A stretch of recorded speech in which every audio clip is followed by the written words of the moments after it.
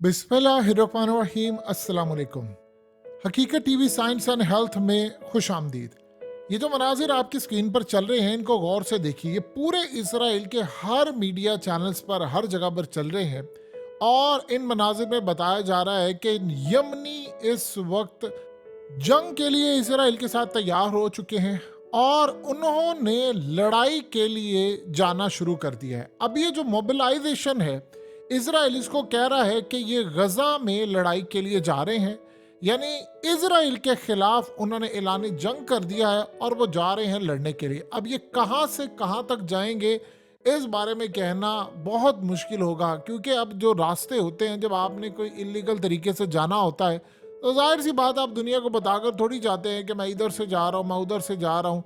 आप चल पड़ते हैं। अब यमन के लोग इस वक्त अमेरिका और इसराइल के खिलाफ जंग के लिए मुकम्मल तौर पर तैयार हो चुके हैं और वो जा रहे हैं लड़ने के लिए। कुछ कह रहे हैं कि जी इस सारी सूरत हाल में उनकी जो लड़ाई है वो एग्जैक्टली इसी तरह होगी जिस तरह वियतनाम और अफगानिस्तान में।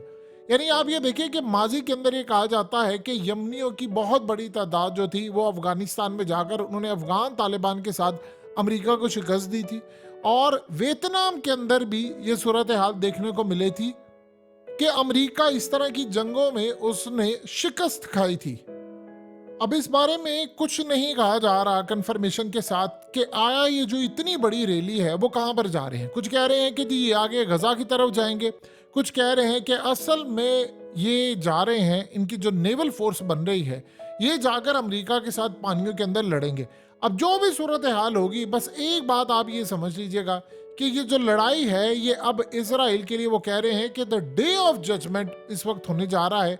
यानी पूरी तरह ईरान के इन्फ्लुएंस के साथ वो कह रहे हैं कि हम इसराइल और अमेरिका के खिलाफ लड़ाई के लिए निकल पड़े हैं और अब इनकी तबाही करके आएंगे। उधर यमन की जानिब से ही कहा गया, यमन ने कहा है कि हम इस तरह अमेरिका को शिकस्त देंगे कि लोग वियतनाम और अफगानिस्तान की जंग भूल जाएंगे।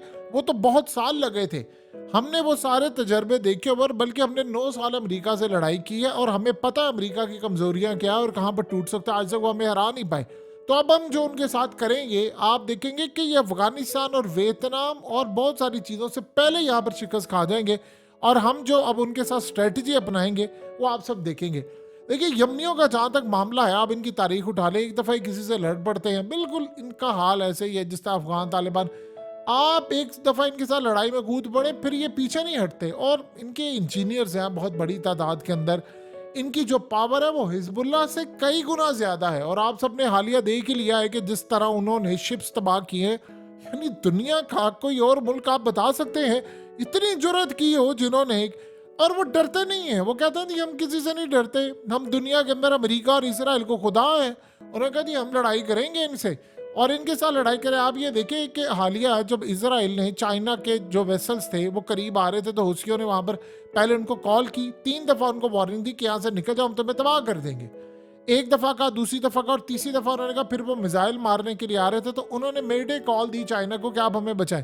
तो चाइना भी बीच में नहीं आया, तो क्यों आएगा कोई बीच के अंदर।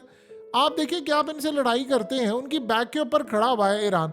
अब यहां से वो अमेरिका के खिलाफ और यहां से वो इसराइल के खिलाफ। ये जो हालिया इतनी बड़ी रैली हुई थी उसके अंदर उन्होंने ओपनली कहा था कि भर्तियां करें और हमने जाना है गजा के अंदर जाकर लड़ाई करनी है। देखिए जो रिस्पांस आया है, मिसाल के तौर पर पिछले तकरीबन कोई 2-2.5 हफ्ते के अंदर या 3 हफ्ते कह लें, जो यमन ने रिस्पांस दिया है वो सबसे ज्यादा खतरनाक था। यानी वो चीज किसी ने सोची भी नहीं थी कि यमन इस जंग में कूदेगा। देखिए जंग तो थी इसराइल के साथ फलस्तीनियों की, वो इसराइल और हमास की होगी, वो फिर उसमें यमन कूद पड़ा और यमन की जंग में अब अमेरिका कूद पड़ा। अब देखिए बहुत बड़ी बड़ी जो कंपनीज हैं वो कह रही हैं कि हमने ना तो कोई रिस्क लेना, ना हम अमेरिका पर रिलाई कर सकते हैं। और अमेरिका देखिए सारी सूरत हाल में क्या करने जा रहा है। अमेरिका ने अभी तक जो ऐलान किया है वो यमन के साथ कि हमारी फौजी आ रही है। आपने वो नहीं देखा, ये जिन लोगों को तारीख याद है जब ये अफगानिस्तान पर चढ़ दौड़े थे, आप उनके उस वक्त के बयानात उठाकर देख ले, मैं आज तो ये कर देंगे, हम तो बहुत तबाह कर देंगे। उनके बयानात है कि भाई सुबह आए, कल आए, परसों आए, यहाँ पर अच्छा जी हम आ रहे हैं, और खुद नहीं बयान दे रहे।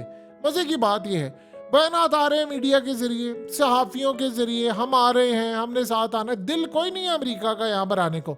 आप बताइए, मिडिल ईस्ट की कंट्रीज इनके साथ नहीं खड़ी तो पानियों में आकर उन्हें झक मारनी है। और दूसरा, यमनी असल में ये जो अब लोग सारे जा रहे हैं, ये किस मकसद के लिए जा रहे हैं? इनमें से बहुत सारे जो लोग जा रहे हैं वो पानियों में जा रहे हैं। उन्होंने वहां पर जाकर अपनी जो सी माइंड्स होती हैं, जो वहां पर बारूद है, ये आप देख रहे हैं आपकी स्क्रीन पर मनाजिर चले, ये जाकर उनने वहां पर फिट करने हैं कि अमेरिका का कोई भी बहरी जहाज आएगा और इससे गुजरेगा वो तबाह हो जाएगा। इस तरह के सारे मामला वो वहां पर करने जा रहे हैं। ये यहां से आधे जा रहे हैं, बाकी ये लोग जाएंगे कुछ तरह से इसराइल। अब इसराइल में एंट्री किस तरह होगी? क्या ये लिबनान के थ्रू जाएंगे? क्या, क्योंकि देखिए इस सारे जो खिते के अंदर जो सूरत हाल है, जो मजबूती है, वो है ईरान की। अब आप सोचे, ईरान ने कहा है कि हम अब जो मिसाइल लॉन्च करेंगे वो आर्टिफिशियल इंटेलिजेंस बेस होगा। वो ये नहीं है कि हमने मारा और बचिए। उन्होंने कहा कि जिस तरफ हम जाएंगे वो सारी हमारी टेक्नोलॉजी का इस्तेमाल होगा। और ईरान ने आर्टिफिशियल इंटेलिजेंस का इस्तेमाल पिछले काफी अरसे से चाइना से सीखा है। चाइना बहुत आगे आर्टिफिशियल इंटेलिजेंस में, यानी दुनिया की अगर आप बहुत ज्यादा तरक्की देखना चाहते हैं, उसे कम से कम 30-40 साल आगे है चाइना आर्टिफिशियल इंटेलिजेंस में। तो वो अपने बहुत ज्यादा बड़े जो इत्तेहादी हैं, चाइना असल में बड़ा सरप्राइज हुआ है। ये बात शायद लोगों को अंदाजा नहीं है कि उनके जो तजिया निगार है या उनके पॉलिसी मेकर्स हैं, वो इस खत्ते की जंग को बड़ा क्लोजली वॉच करें। वो ये कह रहे हैं कि स्टेट ऑफ मलाका इन्होंने हमारा बंद करना था, ये तो हम ईरान के ऊपर तकिया किए हुए थे, ये तो यमन उठकर उन्होंने काम कर दिया है। और जिस तरह अमेरिका उनके इत्तेहादियों का नाथका उन्होंने यहाँ पर बंद किया है, ये अपने आप के अंदर एक बहुत बड़ी फतह है। इतनी बड़ी फतह है कि जिसका कोई भी अंदाजा नहीं लगा सकता। अभी तक अमेरिका के बारे में पता ही नहीं है कि उसकी पॉलिसी क्या होगी, जंग के लिए क्या मामला होगा। आप देखिए उधर यमन ने उन्होंने भर्तियां शुरू कर दी हैं, लोग निकलना शुरू हो गया, क्या हो जी हम हमला करें जाकर, हमने तो ना उनको छोड़ना ना इनको छोड़ना। इजराइल ने अपनी अवाम को बताया है कि हमने कल 230 हमास की जो साइट्स हैं वहां पर रॉकेट मारे हैं। उन्होंने कहा जी हमने इसलिए मारे हैं क्योंकि इस मामले के अंदर अचानक से हमास ने ऐलान किया है कि जी हमें कोई डील नहीं होगी। अब यही तो वो बात थी कि जिस डील के ऊपर वो तकिया किए हुए थे, हमास ने कहा जी हमने कोई डील नहीं करनी, हमारे आपने बंदे रिहा करने हैं, लेकिन डील ये होगी कि जंग परमानेंट बंद हो। इसराइल यहां तक तैयार हो गया है कि हम कुछ इलाके छोड़ने को तैयार हैं गजा के, यानी लट से अगर हमने 100% इलाकों पर हैं तो हम 80%, 70% इतने इलाके छोड़ने को तैयार, हम दोबारा आएंगे। यानी आपने मजाक समझा हुआ है कि आपने डील कर लिया, हम इलाके छोड़ने के लिए आएंगे। जंग में जब भी याद रखिएगा सबसे ज्यादा अहम होता है कि आप किसी दुश्मन का कोई खास बंदा पकड़ लेते हैं, फिर आप उसको रिहा करवाने के लिए जो बंदे छोड़ते हैं वो सबसे ज्यादा खतरनाक है। देखिए हमास ने चीज देख ली है कि यमन हमारे साथ खड़ा हो गया है, वो पानियों में इनको टैकल करेगा, फिर उनके लोग लड़ने के लिए आएंगे, फिर असला और ये तमाम चीजें। और सबसे बड़ी बात है, उन्होंने सुरंगों के अंदर जो असला बनाने का सिलसिला है वो बड़ा तेज कर दिया है। तेजी से वो बना रहे हैं और बता रहे हैं कि हमारा ये मामला क्लियर है। आप ये देखिए करते करते करते मामला यहां तक पहुंच चुका है कि अब हमास ने कहा जी हमने डील नहीं करनी, हमारी डील की बेसिक पहली और आखिरी शर्त एक ही है, इस जंग को परमानेंट बंद किया जाए। वो अड़ गए हैं और शायद वो देख रहे हैं कि ये सूरत हाल अगर हम वॉच करें तो हमारे लिए सबसे बड़ी विक्ट्री की बात यही है।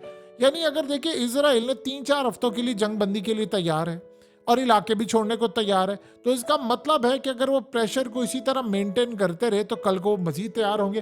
क्योंकि अभी तक इतने तीसरा महीना है, इसराइल को ये नहीं पता चल पाया कि वहां पर क्या हो रहा है। यानी आप देखिए उन्होंने यमन को क्या बात की है, यमन को उन्होंने कहा है कि आप लोग अगर हमारे साथ इस जंग के अंदर कूदे तो हम आपका बुरा हाल कर देंगे, आप ऐलान करें कि आप हमारे साथ नहीं कूदेंगे, इलात में भी नहीं आएंगे, किसी जगह आप ये मिसाइल मारना बंद नहीं करेंगे, हम हमला करेंगे। उन्होंने आगे से क्या कहा है, उन्होंने कहा है कि जिस धमकी को तुम लोग से जबानों तक कर रहे हो उसको अमली जामा भी पहना लो, आओ मैदान के अंदर कर लो हमला हम पर, हम तो तैयार बैठे हुए हैं। यमन शायद वाहिद मुल्क है जिसने ओपनली ये बात उनको कही है कि हमें बेशक कोई इतराज नहीं, तुम ना जंग बंदी करो, आ जाओ, हम तैयार हैं, हम लड़ने के लिए तैयार हैं। देखिए आप चाहे सुपर पावर क्यों ना हो, जब आप किसी के घर में जाकर लड़ते हैं तो घर के जो लोग होते हैं उनको एक एक कोने का पता, वो शेर होते हैं। अब इजराइल ने काम ये किया, ताकत उनके पास थी। ये स्ट्रेटजी जरा समझिए, ये आप इतना आसान नहीं होता कि आप किसी मुल्क के अंदर या किसी जगह पर जाकर लड़ाई करें।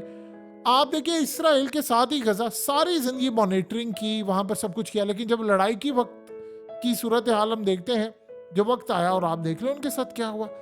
ये मामला यहां तक है, अगले मरहले पर इजराइल के साथ इशू ये आ रहा है, उन्होंने प्लान क्या किया हुआ है, प्लान उन्होंने ये किया है कि अगले मरहले में हमने लड़ाई के लिए तब कूदना है कि जब सूरत हाल बड़ी विजिबल हो जाएगी, चीज़ें बेहतर हो जाएंगी। अमेरिका को उन्होंने दबोचा हुआ है। अफगानिस्तान के अंदर जब अमेरिका गया था तो वो भी किसी के घर में गया था, वियतनाम में भी किसी के घर में गया था, और यमन के हवाले से ये भी किसी के घर में आ रहा है। चाइना इस सारे खेल के अंदर सैटेलाइट से लेकर तमाम चीजों की मालूमात थ्रू ईरान यमनियों को देगा, और ये कर रहा है अभी तक। वरना इतना एक्यूरेटली आप हमला नहीं कर सकते, आप जो मर्जी कर ले, यमन की इतनी पावर नहीं है कि वो हमला कर सके। लेकिन आफ्टर ऑल यमन ने अपने आप को मनवा लिया है। आप बताइए कि यमन ने अगर इस लेवल पर जाकर अमेरिका और बाकी यूरोप किसके साथ लड़ा है? रशिया के साथ लड़ा है, यूक्रेन के मामले पर लड़ा है, और यही यूरोप और ये नेटो, इन सब ने अमेरिका के साथ मिलकर ताइवान वाली साइड पर आना है। जब यहां पर ये सूरत हाल होगी तो उनको कौन सी ऐसी ताकत चाहिए जो अमेरिका को शिकस्त दे दे? वो तो हैरान हो गए देखकर। देखिए दुनिया का नक्शा कैसे बदल रहा है। आप जानते हैं कि मिस्र के जो सदर हैं सीसी, वो असल में दोबारा इलेक्ट हो गए हैं। ये जो जंग है इजराइल की हमास के साथ, इसने असल में इजिप्ट को बचा लिया है डिफॉल्ट होने से। इजिप्ट की हालत ये हो गई थी कि मुकम्मल तौर पर ये डिफॉल्ट होने जा रहा था, लेकिन हमास और इसराइल की जंग की वजह से अब सिचुएशन ये हो गई है कि वो जो उन्होंने कर्जा देना था, वो स्विस कैनाल की वजह से जी हमारे पास ये नहीं आ रहा, वो लड़ाई शुरू हो गई है। वो इंटरनेशनल सतह के जो इदारे थे वो उन्होंने इनकी जो डिफॉल्ट है इशू, उसको डिक्लेयर नहीं होने दिया। और इस चक्कर के अंदर आप जानते हैं कि अगर ना होता तो इजिप्ट ने डिफॉल्ट हो जाना था सीसी को। तो आप ये समझ लीजिए उसकी लॉटरी निकल आई है, वो तो दोबारा इलेक्ट हो गया है, और जिस तरह वो इलेक्ट होते हैं वो आप सब जानते हैं। लिहाजा इस सारे मामले पर उनके लिए खुशी का मकाम ये है कि सबसे ज्यादा बढ़कर इस वक्त वो डिफॉल्ट होने वाला था।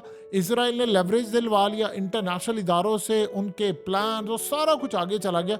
यानी कुल मिलाकर अगर आप देखें तो मिस्र की इस वक्त लॉटरी निकली है, वो बच गया है। यानी वो डिफॉल्ट के बिल्कुल करीब था, उसको बचा लिया गया।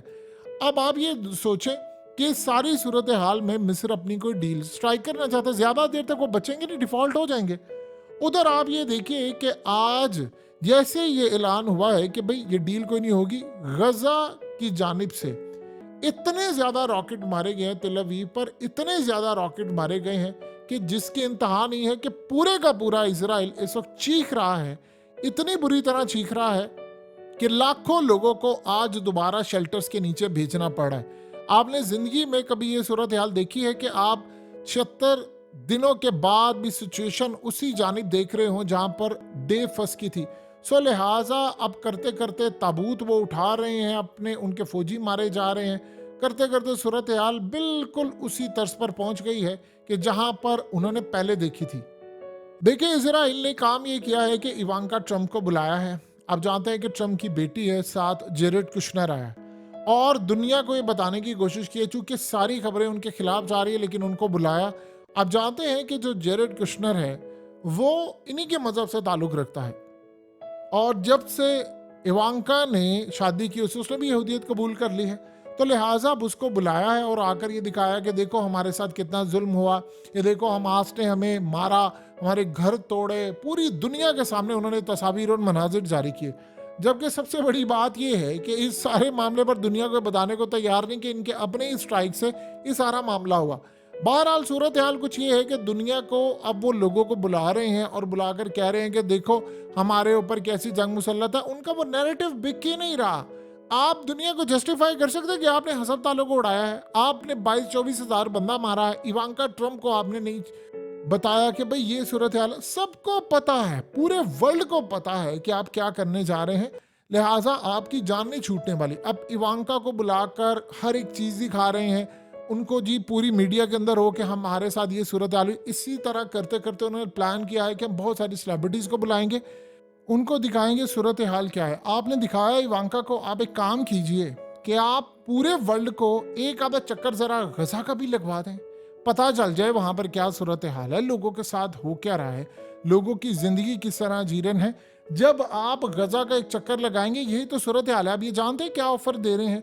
ये महमूद अब्बास को कह रहे हैं कि आप लोग गजा के अंदर, यानी एक और ऑप्शन, पहले इन्होंने कहा था हमने पूरा फतह करना है, अब वो कह रहे हैं कि हमास की जगह हम महमूद अब्बास को गजा में ले आते हैं, वो तो अपना ही बंदा है ना। तो चलो किसी ना किसी तर्ज पर अगर हम यहाँ पर कामयाब नहीं होते, हम दुनिया को बताएं कि हमने हमास का सफाया कर दिया, वो यहाँ पर नहीं है तो यहाँ पर ये भी एक पैकेज देने की कोशिश है, लेकिन सब कुछ नाकाम होगा।